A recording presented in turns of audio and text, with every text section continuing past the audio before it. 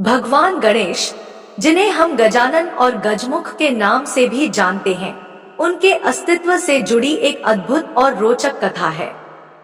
यह कथा न केवल उनके जन्म के रहस्यों को उजागर करती है, बल्कि उनके असली मस्तक के बारे में भी कुछ महत्वपूर्ण जानकारी देती है। श्री गणेश का जन्म और मस्तक कटने का प्रसंग। भगवान गणेश का जन्म माता पार्वती के आशीर्वाद से हुआ था। कुछ पौराणिक कथाएं बताती हैं कि जब माता पार्वती ने गणेश जी को जन्म दिया तो वे पूर्ण रूप से शुद्ध थे और उनका शरीर स्वयं माता के शरीर के मैल से बना था।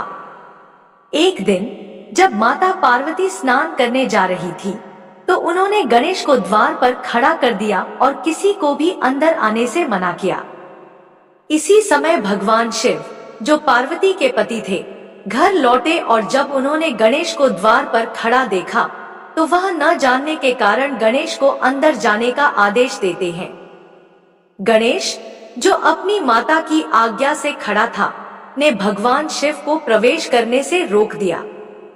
इससे भगवान शिव क्रोधित हो गए और उन्होंने गुस्से में आकर गणेश का मस्तक काट दिया। गणेश का मस्तक गिरकर चंद्रलोक में चला गया।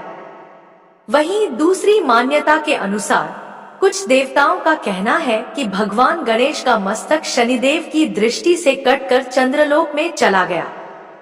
गजमुख का आना। गणेश के मस्तक को काटने के बाद माता पार्वती को इस बात का बहुत दुख हुआ। वे क्रोधित होकर भगवान शिव से कहने लगी, तुमने मेरे पुत्र को मार डाला।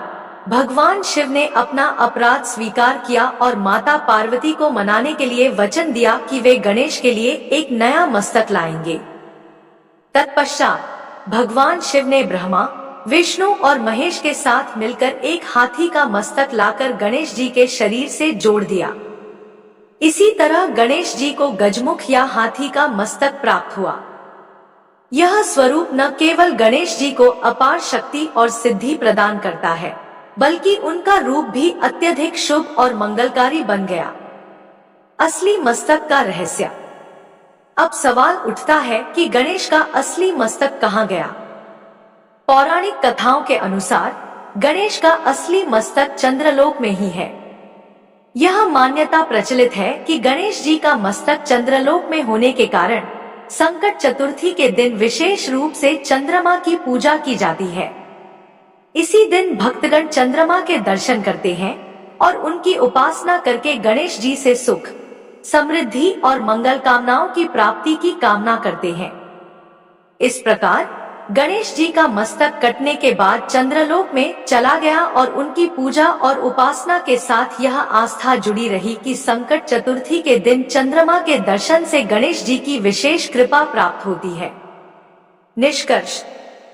भगवान गणेश का गजमुख रूप और उनका असली मस्तक चंद्रलोक में होने की कथा न केवल धार्मिक दृष्टि से महत्वपूर्ण है, बल्कि यह हमें यह भी सिखाती है कि भगवान के रूप और उनकी शक्तियों में कितनी गहरी और रहस्यमय बातें छिपी हुई हैं।